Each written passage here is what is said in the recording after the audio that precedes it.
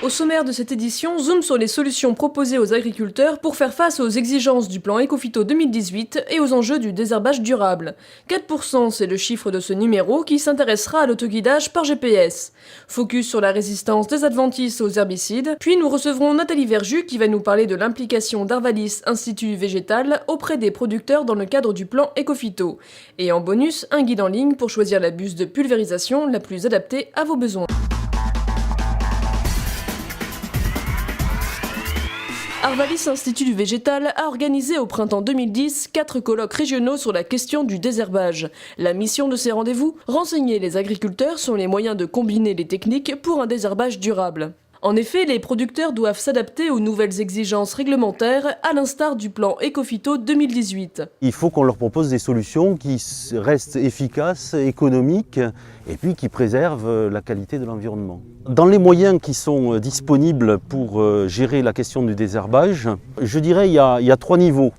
Le premier niveau, c'est des choses simples que l'on peut faire tout de suite et qui peuvent avoir un impact sur l'efficacité, les coûts et puis aussi sur la protection de l'environnement. Il s'agit donc d'adopter les bonnes pratiques de pulvérisation pour apporter la juste dose aux cultures, et ce, en fonction des conditions climatiques et du stade des plantes. Il y a 2 leviers qu'on a identifiés comme étant des leviers majeurs. La hauteur de la rampe, l'objectif c'est de traiter toujours avec la rampe la plus basse possible. Le deuxième outil qu'on peut avoir pour gérer la dérive de pulvérisation, c'est de générer à la buse des gouttes plus grosses, donc moins sensibles au vent. On va également prendre en compte la date de semis qui, en fonction de différents facteurs comme le climat, peut influer sur le développement des adventices. On a semé tardivement, donc un petit peu moins de mauvaises herbes, mais après le semis, il est tombé en fait un bel orage et le sol a été glacé. Le blé a réussi à s'en tirer à peu près, il a levé correctement, mais vous voyez que les semences de raie gras et de vulpin, qui sont des petites semences, n'ont pas eu la possibilité de dépasser cette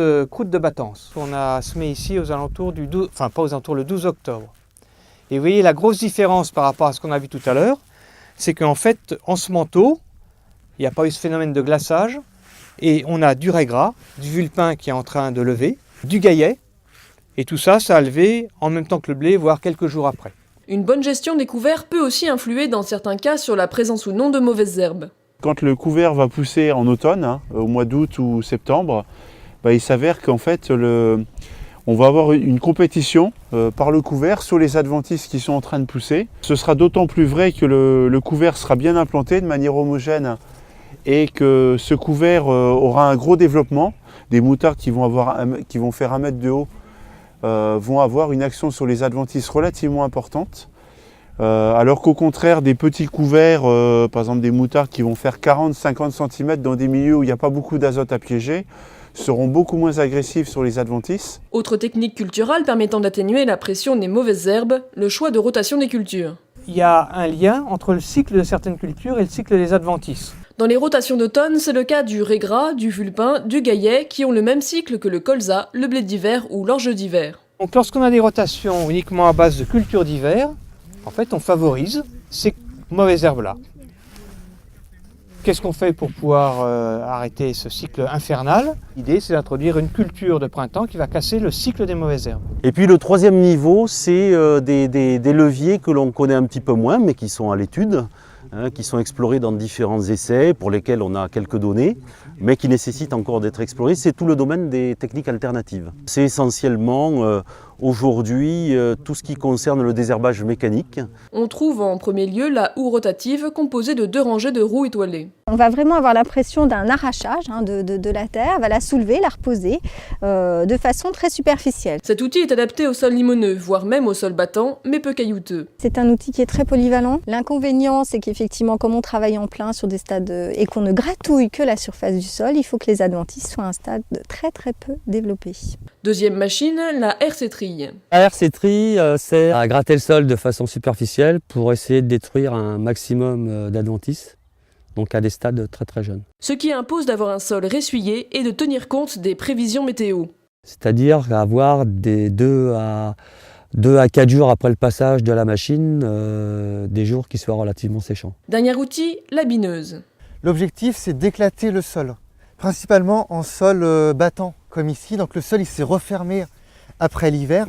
Et donc là, il faut ouvrir le sol. L'avantage de la bineuse, elle peut être utilisée quel que soit le stade d'évolution des adventices.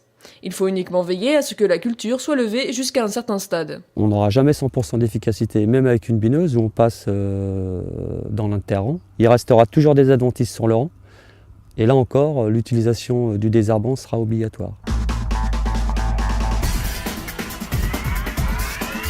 Grâce au GPS, il est possible d'éviter les recoupements de rampes qui représentent environ 4% de la surface totale. On peut ainsi économiser 4% de produits, ce qui est un plus pour les cultures et pour l'environnement.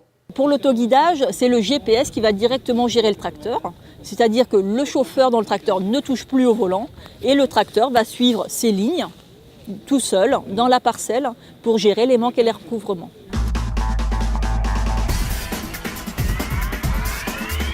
La question du désherbage des cultures est complexe et la menace d'apparition de résistance des adventices aux produits phytosanitaires ne vient pas simplifier les choses. Ce phénomène, qui permet à la plante de résister à des doses normales, s'explique par deux mécanismes. La détoxication de l'herbicide, c'est-à-dire des enzymes qui le prennent en charge et qui le découpent en morceaux, ou des mutations sur le gène de la cible qui font que la cible devient insensible. Lorsqu'on est dans une parcelle où la résistance se développe, la réaction intuitive à cette chose-là, c'est de complémenter l'herbicide qui a sélectionné la résistance par un second herbicide. Eh bien, ça, c'est une mauvaise stratégie.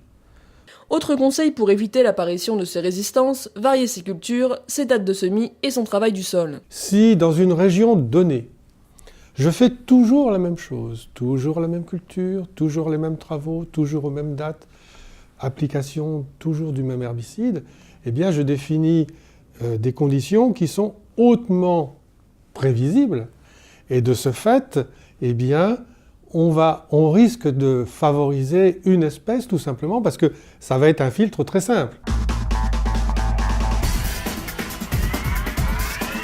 Nous avons rencontré Nathalie Verjus, chef du service génétique et protection des plantes chez Arvalis, Institut du végétal. Elle est revenue avec nous sur le plan Ecophyto 2018, présenté comme une réponse de la France à la nouvelle directive européenne « Utilisation durable des pesticides ». Le premier niveau d'implication d'Arvalis dans ce plan, c'est la participation à un certain nombre de groupes de travail nationaux. Donc on est membre du comité d'experts Ecophyto. Donc à ce titre, on est amené à apporter un avis sur le suivi de l'ensemble du plan. On est également membre d'un certain nombre de groupes de travail, notamment un groupe indicateur qui travaille à la définition de critères qui vont se permettre de suivre le plan au niveau national. On est également dans le groupe qui suit la mise en place des bulletins de santé du végétal, donc dans le cadre de la surveillance biologique du territoire, qui fait partie intégrante du plan. On est impliqué également au niveau des CROSS, donc dans les comités d'orientation et de suivi régionaux. Et puis le troisième niveau d'implication, c'est la mise en œuvre d'un certain nombre de programmes de recherche nouveaux visant à trouver des moyens complémentaires à la lutte phytosanitaire. Également des travaux sur les variétés.